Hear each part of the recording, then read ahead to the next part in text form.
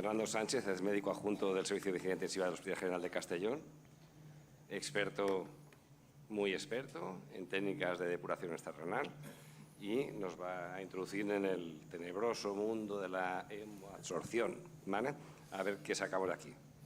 Bueno, buenas tardes, perdón por el retraso, en el fondo era una táctica para crear expectación. Intentaré ir rápido para ajustarme al tiempo. Hablar de hemoabsorción en 15 minutos es muy complicado. Me voy a dejar muchísimas cosas fuera. Si luego hay tiempo para preguntas, estaré encantado de intentar resolverlas, pero es un repaso muy abuela pluma de lo que podemos tener disponible hoy sobre hemoabsorción. La hemoabsorción es una técnica de purificación sanguínea basada en la separación de masas mediante un agente sólido, habitualmente en un cartucho. Últimamente han salido diferentes formatos que iremos viendo también más adelante y permite la eliminación de solutos no deseados del plasma. Es una técnica conocida desde hace más de un siglo, muy controvertida por sus resultados. En el caso de la sepsis se ha postulado como una potencial técnica adyuvante para el tratamiento debido a su teórico poder para modular la respuesta inflamatoria durante la sepsis.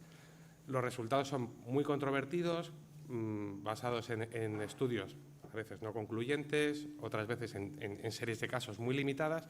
Entonces, eso hace que la comunidad esté muy dividida entre los creyentes, parece que son unos talibanes de la técnica, y luego los negacionistas, ¿no? Entonces, tenemos que mirar un poco qué es lo que hay e intentar aprender para progresar y ver si esto realmente es útil o no. No hay herramientas suficientes como para poder decir que no sirve ni que sirve sin duda. Las guías de la Surviving Sepsis son claras a lo largo de 93 recomendaciones, que también recomiendo os leáis el material adjunto para comprender cómo se hacen las recomendaciones en muchas ocasiones.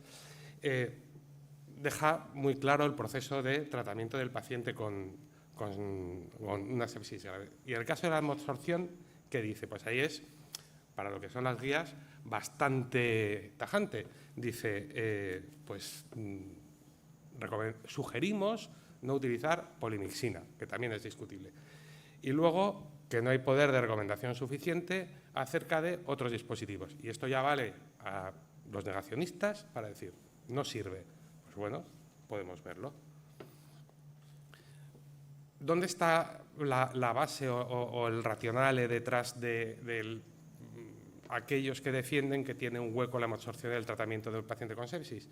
Pues en la nueva definición que se dio en la conferencia de consenso Sepsis 3, donde el mayor cambio de todos es la definición de sepsis, donde enfatiza sobre todo que se trata de una respuesta inmunológica desregulada del huésped frente al patógeno. No es la infección en sí el problema está en la respuesta del huésped a esa infección. Todo dependiendo de los factores dependientes del patógeno, del huésped, se pone cada vez más énfasis en eso y vemos que la sepsis es un síndrome que va evolucionando en sus características a lo largo del tiempo.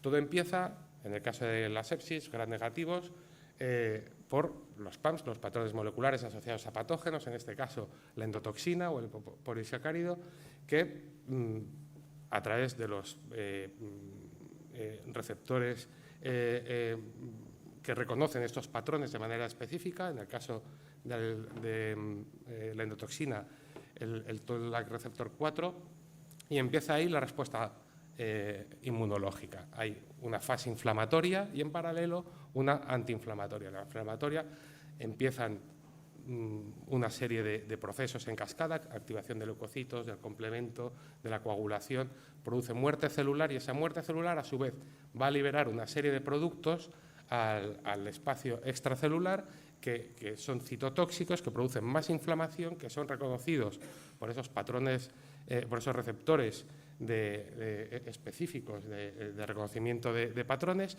y se puede perpetuar el ciclo. Cuando la parte antiinflamatoria está compensada, está en equilibrio, pues se produce la homeostasis y la recuperación y supervivencia del paciente.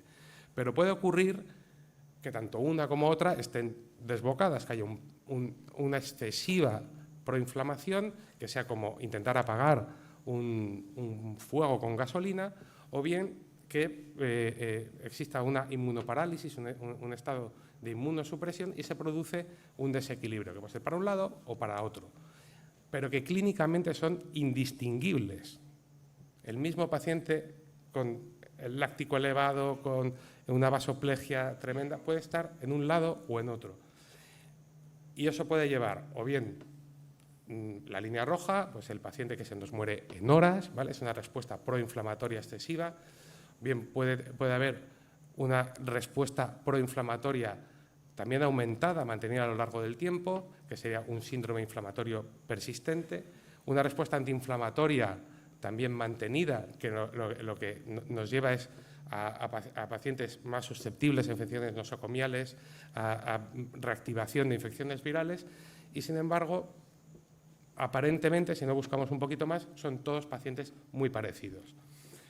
¿Qué puede aportar la hemoabsorción en todo esto? Pues bueno, viendo cómo es la fisiopatología de la sepsis, podemos dirigirnos a diferentes dianas. Si hablamos, por ejemplo, de los patógenos, cada vez hay más dispositivos disponibles. Voy a empezar por estos dos, que son los más nuevos. El Garnet es un cartucho de hemofiltro muy similar a los que tenemos para técnicas continuas, que son fibras de polisulfona a las que se les ha adherido, están recubiertas por una proteína modificada, es una inmunoglobulina a la que se le ha añadido por un enlace de manosa lectina. Entonces, pues, es capaz de actuar frente a virus y bacterias. Muy reciente, muy en pruebas, de momento en ensayos preclínicos, pero parece que funciona. Algo parecido es el Hemopurifier. En este caso es un plasmafiltro que lleva también lectina de la flor de la campanilla y lo que hace es, pues, sobre todo es útil para depurar virus. Ha habido experiencias clínicas positivas con virus Marburg, con el ébola, pero bueno, de momento también en una fase muy preclínica. Más conocido es el SERAF. Es un dispositivo desarrollado por el ejército americano, son unas perlas de polietileno recubiertas de heparina y que se activa frente a virus y a bacterias.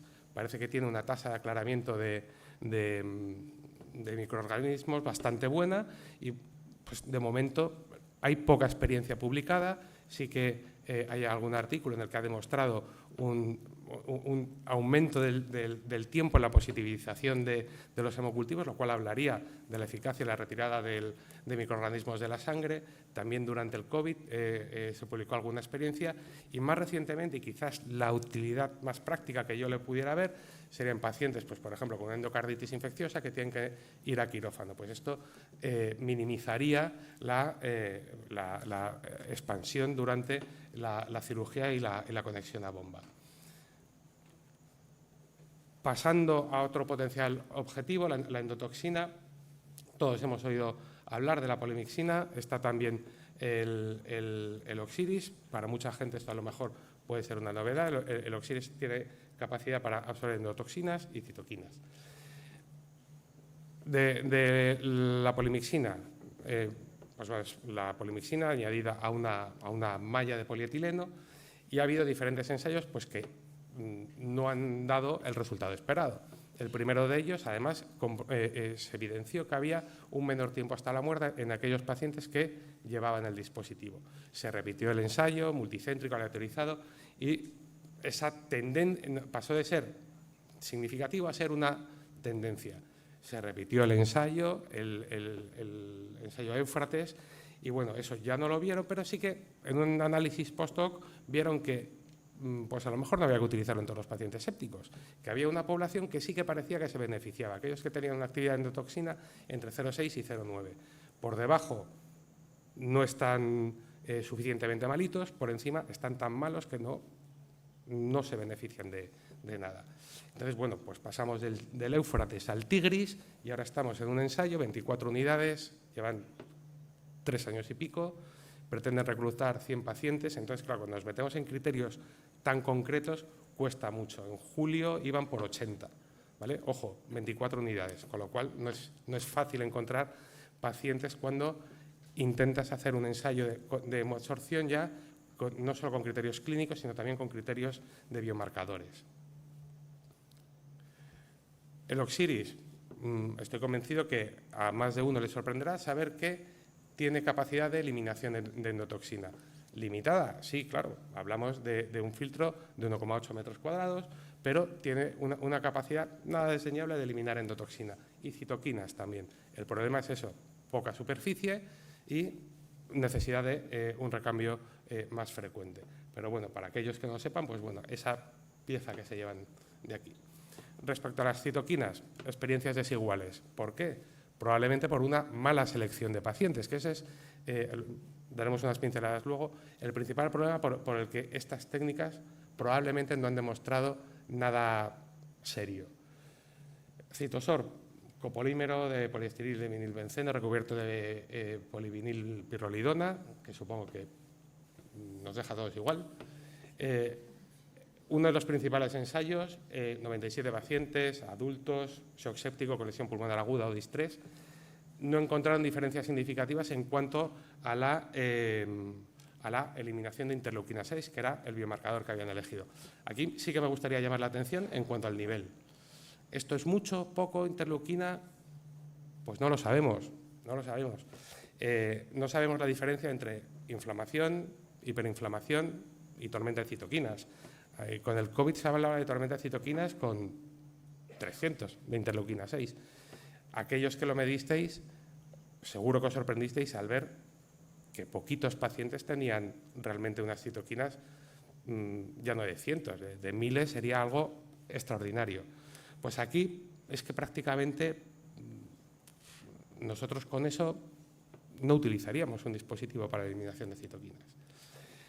Mismos errores en diferentes estudios. Pues habrá que depurar los protocolos a la hora de seleccionar los pacientes. Otro dispositivo destinado a la eliminación de citoquina, las series HA de Jafrón, al principio 330, luego 380, que lo que hicieron fue ahí aumentar la superficie de absorción, casi 80.000 metros cuadrados.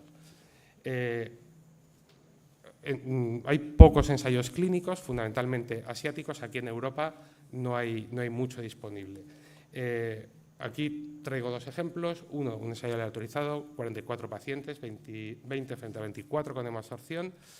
También niveles bajitos de interleuquina 6, medían interleuquina 6 y 8. Pero sí que vieron diferencia entre aquellos que recibieron hemoabsorción y los que no. Y había una mejoría hemodinámica, aparte de la reducción de citoquinas, y menor estancia en UCI y hospitalaria. Otro estudio muy bonito en el que, además de medir citoquinas en plasma, medían citoquinas en secreciones respiratorias. Y vieron que, además de reducirse en sangre, se reducían también a nivel respiratorio. Fernando, Resultados. 3 minutos. Resultados: menor duración de la ventilación mecánica, de técnicas continuas, estancia en UCI y mortalidad. Por último, quizás el dispositivo más novedoso, hemos hablado de endotoxina, citoquinas. Vamos a hablar ahora de la otra pata, que serían las células activadas. Está este dispositivo que inicialmente se diseñó para el tratamiento del paciente con fracaso renal, pero luego vieron que realmente lo que hacía era disminuir el componente inflamatorio. Básicamente es hacer pasar la sangre por un hemofiltro, el efluente se hace pasar por lo que sería por donde circularía la sangre, y luego la sangre que salía del primero circula como si fuera el compartimento del efluente. Y ahí es donde se produce la mejoría del patrón inflamatorio. ¿Vale? ¿Qué hemos aprendido en todo este camino? Pues estamos intentando depurar y ver qué paciente se puede beneficiar más o menos. No debe considerarse como un fracaso aquellos estudios en los que la hipótesis inicial no se ha confirmado, sino que simplemente no se ha cumplido el objetivo deseado. Pero nos ha servido para afinar. ¿Qué paciente se puede beneficiar? Pues en el caso de la endotoxina, aquellos entre 0,6 y 0,9. Ya tenemos mucho avanzado. Sabemos también, por otros estudios, que hay diferentes perfiles inflamatorios. Se han llegado a identificar, a partir de bases de datos, más de 50.000 pacientes incluidos en este estudio, 4 perfiles inflamatorios: el alfa, beta, gamma, delta, gamma y delta los más inflamatorios, el delta con mayor vasoplegia y lactato más elevado. Además, se relacionan con diferente mortalidad. El alfa, menor mortalidad, el delta, hasta el 32%. Estos serían subfenotipos clínicos. Aparte, hay subfenotipos biológicos. Del estudio Vanish derivaron o pudieron analizar dos tipos de perfiles en función de la firma o el rastro de la respuesta a la sepsis. Uno primero, el SRS1, que sería un perfil más inmunocomprometido, y el 2 pues sería un paciente más inmunocompetente.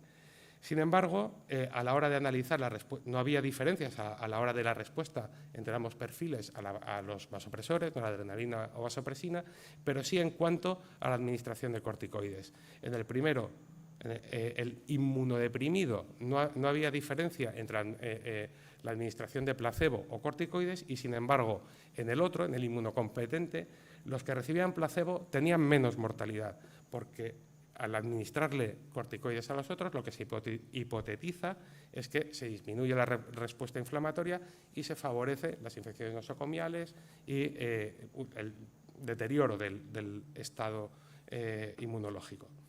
El futuro, pues hay gente que especula con potenciales depuraciones secuenciales con diferentes dispositivos para la invasión, para la eliminación de toxina, para la irregulación inmunológica.